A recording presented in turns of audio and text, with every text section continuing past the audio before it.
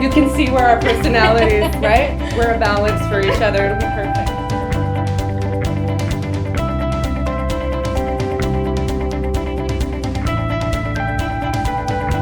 Welcome back to the Weaker Vessels Kitchen. My name is Erica. I'm Amy. And we're here today to talk to you about a verse in Proverbs 31. So it is verse 11, not wearing my glasses. Proverbs 31:10 starts out with, "Who can find a virtuous wife? For her worth is far above rubies. The heart of her husband trusts safely in her." So. Yeah, that whole chapter is intense, but that is particularly. Yes. So what does it mean that your husband trusts in you and that he's secure in his trust in you? That can mean a lot of things for different marriages. Well, and that's, I think, a good distinction right off the hop, is it will ultimately look different in marriage to marriage, but the overarching, I think, is the same. Yeah, he trusts in you. Right. Whatever that looks like in your marriage, he trusts in you. I was an Army wife for 10 years, and my husband was gone a lot. Right. Like years when it was all tallied up, right. You know? And when he was away, I believe that he trusted in me, and that meant that I was able to parent our children, to take care of them, to be faithful to him, to manage our home without him being there, and that was a lot of pressure. Absolutely. Actually. And whatever it looks like in your particular instance is going to be a little bit different. We're talking about some pitfalls, maybe some areas where maybe we don't consider how much our husband trusts us. Yes. One of them, I think that's a big one, could be finances. Are you doing things behind his back that he finds out later on and feels insecure about? Yeah, that is a big one because, did you have another one before I go on a tangent on that? No, just fidelity in general. Yeah. Is he insecure in the ways you talk to other men? Certain relationships you have? That could be a huge one. Are your kids raging brats at home? Yes. I think that's a big one, especially like we are stay-at-home moms and homeschooling moms. And are you raising your kids up all day in the fear and admonition of the Lord? Are you raising them just to be little heathens? Yeah. Also homeschooling our kids, that's a huge responsibility. And my husband is very academic, and I know that he does trust me. And he'll ask me questions about certain things, and he does certain classes with our kids, and it's a big deal for him, obviously, as it should be. Right. For me too. But I am there 80% of the time, overseeing what they're doing, you know? So that's a huge responsibility. Am I doing a good job? Yeah, these are all things that I think we sometimes as wives discount. Like, oh, it's not ultimately that big of a deal, but all of these little things, even like groceries, meal planning. Do you have food in the house to make that thing? Are you going to be able to go out, like errands? Is it going to interfere with like all of these little just daily organizational things that your husband, and we talked about before, maybe he doesn't always say out like, oh, I appreciate so much that you organized your day so that the groceries were done. But it's because he does trust you. He does trust that the flow of the day is going to work, that it's not, he's going to have to hear about it like, oh, whatever. It's true. The worst thing that I think we could be as wives is a woman who's unorganized, unprepared, and ungrateful. Yes. We're ungrateful to God primarily with our time. Like, he's given us this time and we are supposed to steward it well. What does your day look like? Are you like half worn out by noon because your day is just to full speed in the first few hours, and then by the time lunch hits, you're just done and you can't do anything more? Right. That is actually, I never thought of that. That is another good point. Just even knowing how, like, just basic daytime management. And these aren't things that you get married and you immediately have it down pat. That's not what we're suggesting. We've both been married over 10 years. It is a process. It's process. Is that the Canadian? Yeah, that's fine. That's endearing. But it's something that will change also. Do you have an infant? Do you have a toddler? Do you have all of these different things? Scheduling it all changes. No one's suggesting that you need to just wake up one day and have it settled, but it should be something that you are daily working toward, becoming more efficient in, stewarding your time well. Getting a good return on what you do with that time. A lot of times I think women just will do something because they saw their mom do it or a blogger or whatever. Right. But it's a waste of time. and it actually doesn't bring back any fruit Yes. in the end, whatever that can be for you. Maybe you have a hobby that you just think is so wonderful, and your husband's looking at you and saying, like, that takes up like 6 hours every day, and I don't see how it's helping our family.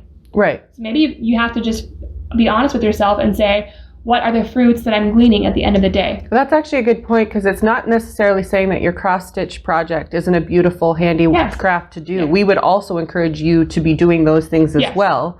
But even a beautiful, wonderful pastime, even reading, which is a great thing to do, but if you're sitting there reading for 3 hours, that's just not a privilege that we as moms have to do in the middle of the day. Maybe you do that after the kids go to bed, and we all know that that barely happens. Right. But yeah, it's not ultimately fruitful when there's all of these other things that could be managed better. House, and your husband has to go to get groceries on the way home. Because you got carried away with whatever your thing was. Yeah. Yeah. That can be animals too. I'm in an animal kick right now, but like maybe you just love to have cats and you have like 20 of them or whatever it is, right? Right. But like your husband's sitting here thinking like we're spending so much money on all this stuff that isn't really actually benefiting our family. But you're like, but I love it. Right, but I love it. And it's not like it's a bad thing. Yeah, it usually isn't a bad thing, right? And that's where the danger is. Cats and when it's not like bad. we're not suggesting that. But like it's not always an overtly bad, sinful thing that is stealing your time or that is just, getting in your way. Because what is the verse again that your husband has confidence? The heart of her husband safely trusts her. Safely trusts her. And it is, we shouldn't take that lightly as wives. What a privilege it is to do that and assist in that for our husbands. Because when our husbands can go, whether it's to deployment for several months or longer, or just on their day-to-day wherever they might be going, school or work, what a privilege that they can be like, you know what, I don't have to worry about it. My wife is at home. I know that my kids are being fed and they're being raised up and whatever it is. And I don't need to get 57 text messages while I was away because she couldn't manage whatever. Calling the dentist to make appointments. Right. Right. And when you're grown up to call a dentist. It is for some reason. But it's true. Sometimes it's as simple as a phone call. And this is a conviction on my part. I hate them. But my husband needs me to do them because he's busy all day. And your husband probably needs you to do whatever your thing is. And it will, again, be different from family to family. What your... Getting the oil change in your car because he's gone for a business trip. Right. Whatever that is, it can be many different things. Right. And like when you keep reading this chapter, at the bottom it talks about how her husband is in the city gates. So he is away building a city, being an elder over a city. And that's where God's called them. Right. And God's called us to be at home. And we have to figure out how to support our husbands, what they're doing, and then also build our home. Yes. A wise woman would build her home, and a foolish woman tears it down with her own hands. So what are you doing in your own home that's tearing your own house apart? And how are you counteracting that with building it and strengthening that house afterwards, you know? And it's not something that happens overnight. It's something that every day you recognize, okay, well, maybe that day, not every day is going to go perfectly, but if it's not going great, then look at why isn't it? Why at 6 o'clock is the house upended? Everyone's stressed out. Nothing got done. Well, maybe it's because kids are crying. Yeah, and you're just like, and your hair's falling out and whatever. And we've probably all wrestled through a day or two like that because we're human. But if it's happening on a regular basis, it's time to kind of look and calibrate, like, what could we be doing? And maybe it's just parenting differently. Yeah. A lot of times I'm not doing a good job and the kids are too fussy. So they're crying because I've made them into that person. Right. And that's a hard one to swallow, and because it is not an uncommon one. And if you have a bunch of little ones, that is a hard season of life. 100%. I had 3 in 3 years. That's incredibly a hard thing to do. Yep. And it's hard to also be humble enough to say, like, we got to crack down on this fussing thing because it's getting out of control, you know, or whatever it is. Well, and if it's that or parenting should be like right on the top there, but don't assume that you're going to be like, oh, today is going to be the day that it's all going to be okay. We're going to address this and it's all going to be... No more fussing tomorrow. Yeah. Unfortunately, that isn't how it works. You need to recognize, look, and have those uncomfortable conversations with your husband sometimes when you're like, I need help, or maybe he's addressing it with you, like, my confidence is wavering in this department. Yeah. And then look at what you can be doing. The kids don't know multiplication well enough, at this stage, and and their Right. childhood. So Right. work on that. It could be so many different things. Why is this mail still not delivered? Why is this appointment not set yet? Why is this kid's room still look like Why, when I come home, I have, a half an hour worth of discipline to do with the kids? Yes. Because you've not done any all throughout the day, and now I'm stressed out. And you're yelling at the kids, and everywhere they're yelling at each other, and that's not, no man wants to walk into that, right? Like, they've been doing stuff. Yes. Yeah. Well, and if you read through this entire chapter, she is a very well-oiled machine. Oh, yeah. She knows what she's doing at every single moment. She has an outreach. She is taking care of people around her own family. Like, this is a woman who knows how to build up her home. Yes. She is very proficient in... Well, which is why it's the one we reference all the time. This is what we all need to be aspiring to. And no, we're not going to succeed at it fully every day. Yes. But a lot of times, this could be another episode later on, but women will say, I'm not good at that. So I'm just not going to do it. I'm not good at cooking for my family, so my husband can do that when he comes home. Right. He loves it anyway. I'm not good at figuring out consequences for my kids, so I'm just going to let it kind of go until he comes home, because he'll lay the hammer down. I don't know how to choose healthy foods for my family. I don't know how to send out a card to my grandmother on her birthday. Yeah. I don't know. There could be so many different things where the husband has just always done that for the family. Right. And she feels like she doesn't have to do it. And that's not the way. No. Nobody is perfect and proficient at everything. In fact, we rarely are. Yeah. So you have to swallow your pride and get over yourself and be like, you know what, this might be hard.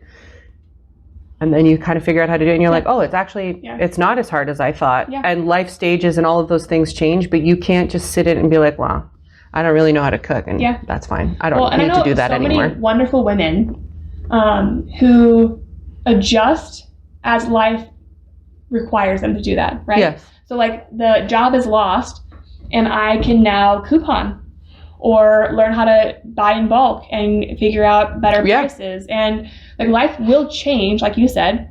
And we have to be prepared and willing to change with it. With it, yeah.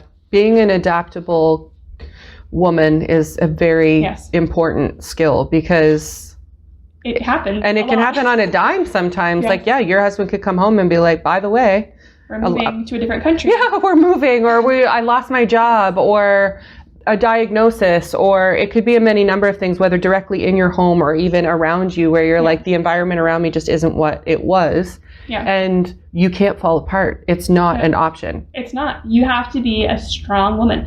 The world is full of weak women.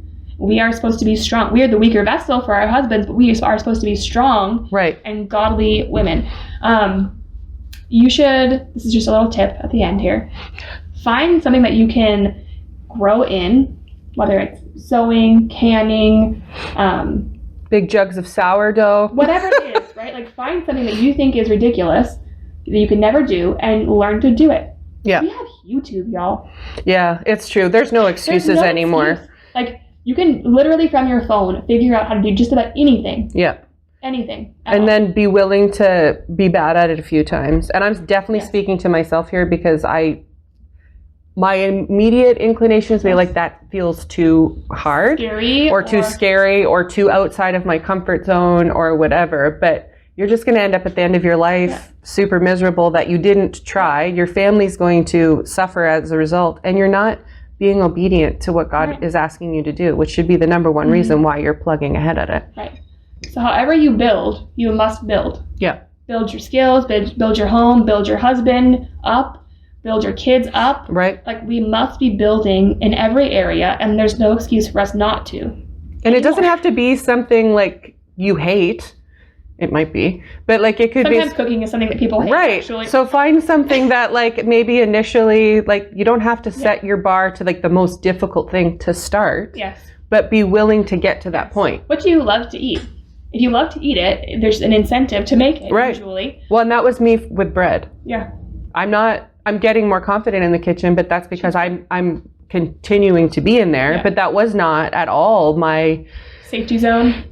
No, you can ask my husband. Like, I didn't know how to boil an egg when we got married, and now I know how to do that. In most Reformed circles, we want our daughters to be homeward focused. Yes. But if they don't know what that looks like, it's going to be hard for them. And we have a chance to model what homeward focus looks like for our daughters and our sons.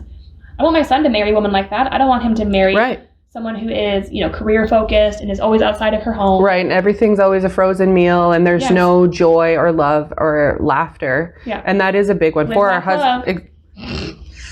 We're very white.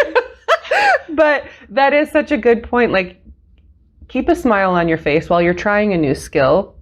Because people, I think society will be like, well, you're at home and there's nothing else. But there's so many things that we can learn and grow and do and be the example to our kids. And bring your daughters along, right? Like when you're making those cookies or 100%. or whatever, like have them watch you, have them try. It's great for them to learn. Oh, my daughter is 6 and was stoked to learn how to iron yesterday. Yeah. I still not great at it, but she's 6 and she's learning, and she was so proud of herself. She didn't burn anything, which was great. That's awesome. But all of those things and bringing joy into it will only build confidence for your husband and what's happening at home while he's doing what he does. He'll trust that when he comes home, there will be a meal waiting for him. And even if it's a simple meal, it's love that's behind that meal, and that is security. Oh, for sure. That is a big one. And he's providing for you, so it's security to know that what he's providing for you, you are taking and using it and making something that is actually a fruit of his labor as well. Yeah, that's a big one. So we want to encourage you guys all to do that as well. So don't not try. Yeah, that's right. Yeah. Don't just not do it because it looks hard or scary or outside of something maybe that you've ever done before. Be willing to try and find something. Give yourself a challenge. Twice a year, I'm going to learn to do this. Yeah. That's how I got into sourdough and challah bread. Oh yeah, I love challah bread. Yeah. My joke with my husband is that I will become a stonemason someday. And I will do it at some point. I don't even doubt that at all. So even if it's crazy, like if it takes you 10 years to get there. Right. Learn about it. We're moving into spring. Maybe it's gardening a thing, or maybe it's I'm scared about that. I bought a bunch of seeds and some bulbs. So stay tuned because it will be a learning curve for us here as well. But yeah, we just want to always encourage you guys to be homeward focused and godly women. That's our tagline, to the kitchens. To the kitchens. That is where you can build your home, whether it's learning how to scrapbook or how to plant seedlings. Is that right? Plant seedlings? I think so. You can tell what good gardeners we are. So I've got 2 blueberry plants to go in and a raspberry bush, and I can't wait to see how that's going to be. Happen there. I have faith in you. But yeah, and try and do it with a smile on your face, even when it's not always easy. Your kids will notice it, and your husband will only benefit from it as well. Learn to be lighthearted. Don't be prideful about it. You fail, you failed. It's not a big deal, right? But you can't fail if you didn't try. Right. It's true. Yeah, there we go. So we're good, right? I think so. I felt good about that one. All right. Well, next time we will have another topic, and hopefully it'll be a good one. It will be, obviously. So stay tuned. We enjoy coming and talking at you guys. Yeah, so until next time, back to your kitchens. We're getting better.